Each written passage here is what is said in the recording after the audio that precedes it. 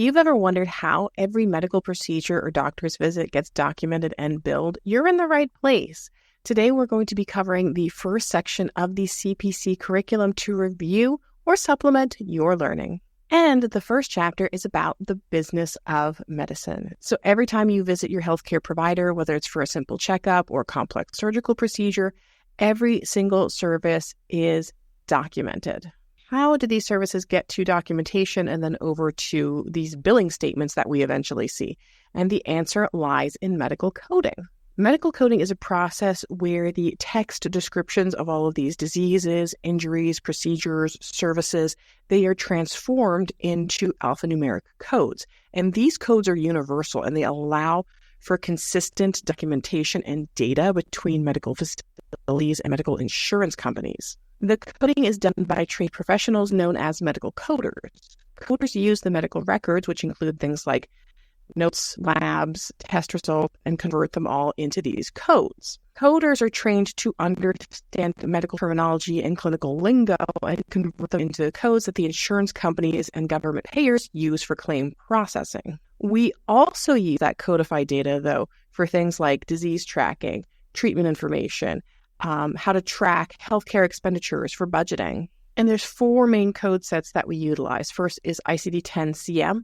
That is the International Classification of Diseases, 10th Revision and Clinical Modification. ICD-10-CM is a diagnostic coding system used in the United States for coding primarily diagnoses, symptoms, and reasons for services. Different variations of ICD-10 that get used throughout the globe. For example, Canada uses ICD-10-CA. There is also ICD-10-PCS. That's the International Classification of Diseases 10th Revision Procedure Coding System. So ICD-10-PCS is a U.S.-specific coding system, and it's used for inpatient procedures, and it provides a more detailed classification of hospital procedures to support the billing and the data analysis. Then we have CPT. CPT is the current procedural terminology, and that is a set of codes that's used by healthcare providers for things like testing, surgeries, diagnostic, medical procedures, visits, and how to categorize them. Finally, we have HCPCS, which we often refer to as HCPCS.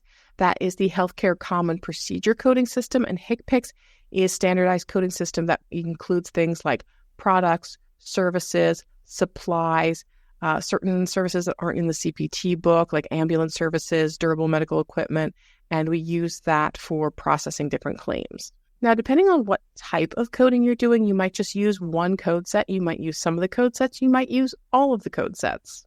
There are different types of medical coding, or I guess different types of medical coders. We have what we refer to as professional fee coding. You'll sometimes hear this referred to also as pro fee coding. So professional fee coding involves assigning codes to medical procedures and services that are done by physicians and other healthcare providers for their billing and reimbursement. So when you see the term professional fee or professional coder, that doesn't necessarily mean that you're like a professional at your job, like, oh, I'm a professional, I know what I'm doing. It's the type of coding that you do, professional fee coding, coding for the professional services that are rendered by physicians and healthcare providers. And then we have outpatient coding. Outpatient coding refers to the process of coding for medical procedures and services that are performed on patients who aren't admitted inpatient to the hospital, so things like ambulatory surgical centers or outpatient clinics.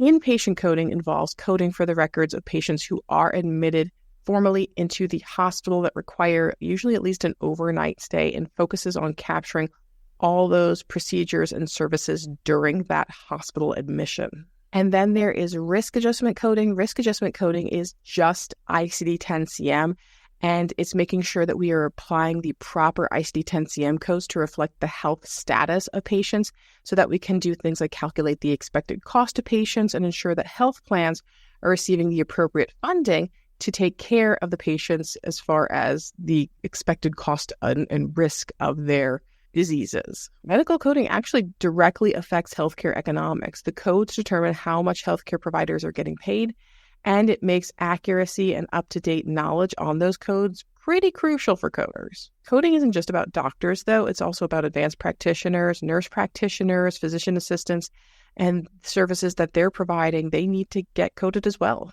And there's oftentimes some complex billing regulations surrounding advanced practitioners, things like we call it incident to billing. So then who's paying for what? Well, it depends. Whether it's through Medicare, private insurance, or a patient self-pay, each type of insurance has slightly different policies and different coverage plans. So the coders have to have some understanding of the different policies in case a certain insurance wants something coded slightly different. For instance, like Medicare reimbursements are very highly regulated and they require specific coding for the government to cover certain services. They might have a certain service that's not generally covered, but they have a Medicare-ish version of it with a different code that can be provided. But then we need to make sure that the documentation supports that ish code. And then certain private insurers may have their own set of different rules and coverage benefits as well. Now, speaking of Medicare, Medicare is a federal health insurance program for people that are 65 and older, or certain people that are younger than 65 that have certain disabilities like end-stage renal disease. Medicare can provide coverage for hospital care, medical services, prescription drugs, but there's different parts of Medicare, so not everyone has all of the different parts of Medicare. Medicare Part A is what covers those inpatient hospital stays, care in a skilled nursing facility, hospice care, and some home health care services. Medicare Part B covers certain doctor services, outpatient care, medical supplies, preventative services. Medicare Part C is also known as Medicare Advantage, or what we call the Medicare replacement plans. So it's an alternative to Medicare, and a lot of people now are opting to get this Medicare Advantage cover. It covers the same as Medicare, but through a private health insurance company, and oftentimes they'll have additional benefits, things like if you want to get a Silver Sneakers program where you can get a gym membership as part of your insurance package. And then there is Medicare Part D, and Medicare Part D is your coverage for prescription drugs. So that's Medicare and your four parts of Medicare. We also have Medicaid. Medicaid is a government-funded program that provides health coverage to eligible low-income adults, children, pregnant women, elderly adults, and people with disabilities. There's also TRICARE. TRICARE is a healthcare program for uniformed service members, retirees, and their family, and it provides coverage to help meet their healthcare needs. And then we have commercial insurance. Commercial insurance is a lot of the ones that you might get through your employer, things like your Geisinger, your Highmark, your Aetnas. So those are the ones through the private insurance companies, and they offer different healthcare benefits. And depending on what kind of package you have through your employer or through your coverage, it could cover very little. You could have very high deductibles, all kinds of different variations. But now let's go over some of the questions that might be similar to some of the things that you may see in this chapter of the CPC exam. Again, this is not a comprehensive review of every single thing that will be on the CPC curriculum. This is just an overview of some of the material. So if you see a question and you're like, hey, you didn't cover that in this video, that's because it's part of the curriculum. All right, so for this one, we have, which of the following best describes outpatient coding? Is it A, it focuses on coding the long-term treatment plans for inpatients? B, it is primarily used in emergency medical situations? C, it involves coding for routine services provided in outpatient clinics and surgical centers? Or D, it only applies to coding for rural health clinics? So outpatient coding, that's what we're looking for. Outpatient coding is what applies to outpatient clinics where patients do not require hospital admission, focusing on routine and short-term treatments. So that one, we're going to be looking at option C. Outpatient coding involves coding for routine services provided in outpatient clinics and surgical centers. Our next question is about HIPAA. You will likely see a question or two in your study materials and might see one on your actual CPC exam on HIPAA. So what does HIPAA stand for? HIPAA, two A's, not two P's like hippo. So HIPAA is it A, the Health Insurance Probability and Accountability Act, B, the Health Information Patient Assistance Act, C, Health Insurance Portability and Accountability Act, or D, Health Information and Privacy Assurance. So HIPAA is the Health Insurance Portability and Accountability Act.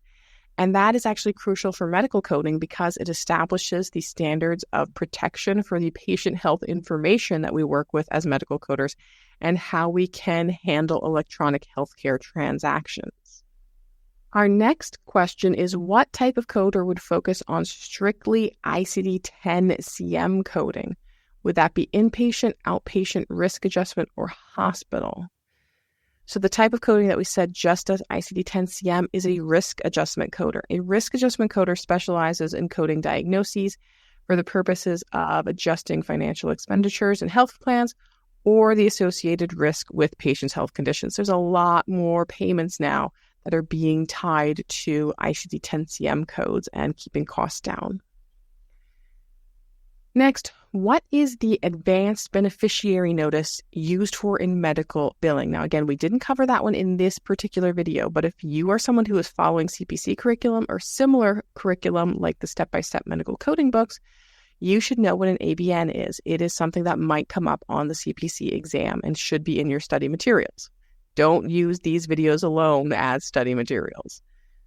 So is the ABN A, to notify patients of services not covered by Medicare before they are provided? B, to advance the billing process for future services that will be provided to beneficiaries? C, to confirm beneficiary eligibility for all types of medical insurance? Or D, to bill the beneficiary for all medical services retrospectively? So the key word here is advance beneficiary notice. So something we give to the Medicare patients before they receive services. So the ABN is a form that we fill out. We have certain criteria we need to meet with it of how close it has to be to the estimated cost. It has to be in lay terms. And basically what it does is it lets the patient know, hey, you're about to receive a service. We're not sure if Medicare will pay for this. Sometimes they do, sometimes they don't. Depending on your criteria, they may or may not. And here's what this service is. Here's how much it's expected to cost. What do you want us to do? Is it okay if we bill Medicare, etc.? So that's the advanced beneficiary notice. Next, what is the purpose of national coverage determinations in the Medicare program? Is it A, to determine the maximum number of coverage plans a Medicare beneficiary can have at one time? B, to specify the conditions under which Medicare will pay for specific medical items or services? C, to mandate all private insurers provide the same benefits as Medicare? Or D, to regulate the prices that providers can charge Medicare beneficiaries for services? So the NDC, the National Coverage Determination, that is a Medicare policy, and they're sort of decisions of when Medicare will pay for certain services, under what circumstances, what medical items and services are covered by Medicare, what diagnoses maybe you have to have for that, how many times a year they might cover it, and that's based off of a lot of information, like whether they consider it to be safe and effective, whether it's experimental or investigational. So Medicare sets sort of uniform policies based off of all of this different clinical evidence that they have to help maintain some consistency in their decisions about whether or not they pay for certain services. So that's it. That is part 1, video 1 of the updated series on the review for the CPC exam. I hope you guys enjoyed this video. Don't forget to like, share, and subscribe. And hey, if you want to attach this video or the whole playlist as a supplement to your medical coding curriculum as a teacher, you have my permission. I will see you guys in the next video. And until then, just keep on coding on.